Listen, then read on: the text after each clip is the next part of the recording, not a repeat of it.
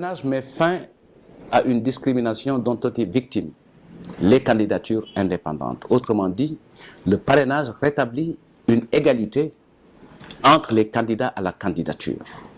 Et je pense que, perçu comme ça, c'est une avancée pour la démocratie et une perspective de modernisation de notre espace politique en termes de rationalisation pour mieux organiser les élections et permettre aux citoyens à qui appartient la souveraineté de décider en toute conscience.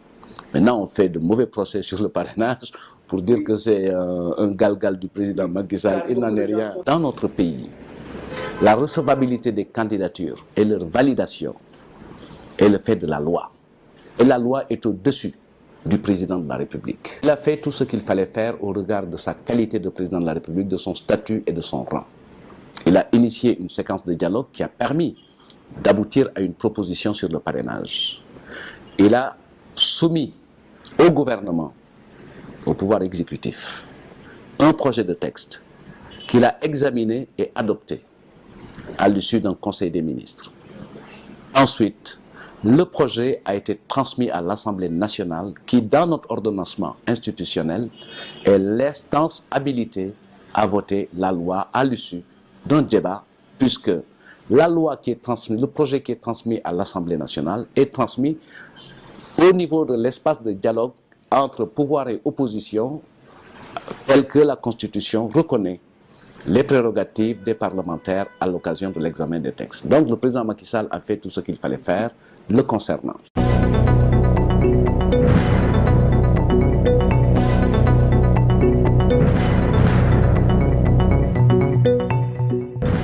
La vérité judiciaire dans cette affaire, c'est cette condamnation. L'information qu'il faut préciser et corriger, c'est qu'il ne s'agissait pas du procès Khalifa Sall, il s'agissait du procès de la gestion financière de la ville de Dakar à travers une caisse d'avance. Puisque au même titre et pour les mêmes délits, des agents de la ville de Dakar ont été condamnés à l'issue des phases de notre procédure judiciaire. Je pense que c'est un mauvais procès qu'on fait au régime, puisque quand on examine très bien la décision de jugement qui a été rendu, on se rend immédiatement compte que le juge n'a pas suivi le procureur dans toutes ses réquisitions. Il a retenu, sur la base de faits avérés, le délit d'escroquerie au moyen de fausses factures qui ont permis justement de ressortir les ressources de la caisse d'avance. Aujourd'hui, c'est ça la vérité judiciaire sur cette affaire. Maintenant, on dira toujours que c'est un procès politique, mais en l'occurrence, le juge n'a posé aucune question politique, ni sur leur appartenance politique, ni sur leurs ambitions politiques, ni sur leur engagement politique. Ce n'est pas l'affaire du juge, c'est une affaire personnelle. Je pense que la justice sénégalaise est une justice qui mérite respect et considération. Elle est animée par de hauts magistrats, mus par le sens du devoir, le sens de la justice, et qui ont fait la fierté du Sénégal de par le monde. Je pense qu'à ce titre, nous leur devons respect et considération. On ne peut pas instrumentaliser la justice telle qu'elle est organisée et telle qu'elle fonctionne. Ça, c'est des procès d'intention que nous faisons abusivement. Pour ce qui concerne M. le juge Ibrahima Dème, je pense que la démission, comme toujours, est le fait d'une évaluation personnelle. Ce que je retiens de lui, les deux faits d'armes par lesquels nous l'avons connu, c'est sa démission du Conseil supérieur de la magistrature et sa démission de la magistrature. Et ça, il prend sa liberté pour s'engager en politique comme il l'a fait, comme il aurait pu s'engager dans un ordre religieux ou dans des actions caritatives. C'est sa propre liberté.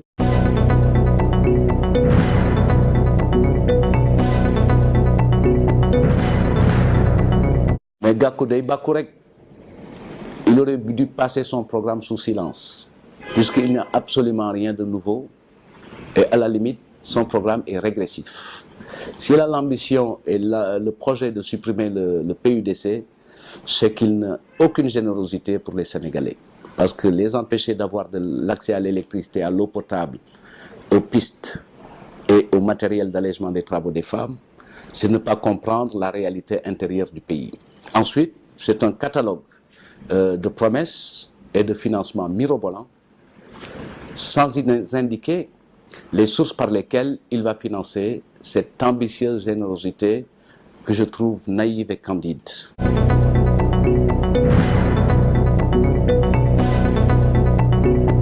Dans cette polémique qui pour moi n'a pas lieu d'être, vous comprendrez aisément que je m'en tienne aux propos de Monsieur le Premier ministre qui indique que c'est le président lui-même qui a pris l'initiative de se séparer de Thierno Alassane Sall. Le contrat qui lie l'État du Sénégal à Total est disponible sur le site du gouvernement.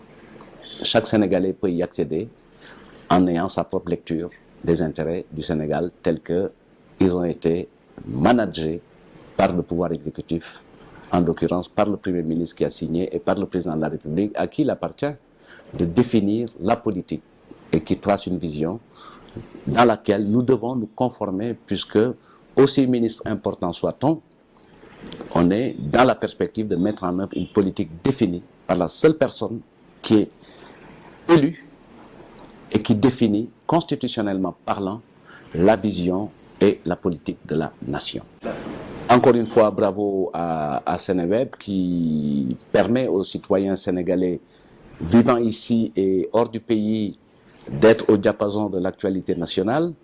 Bravo encore une fois puisque vous êtes dans une bonne courbe d'innovation avec ce rôle fondamental d'être le médiateur entre la parole du gouvernement, le point de vue des citoyens et la compréhension des enjeux politiques dont nous avons tous besoin de comprendre en termes simples ce qui se passe et que comporte-t-il comme défi et comme perspective de progrès ou risque de régression, puisque en démocratie, justement, les points de vue sont libres.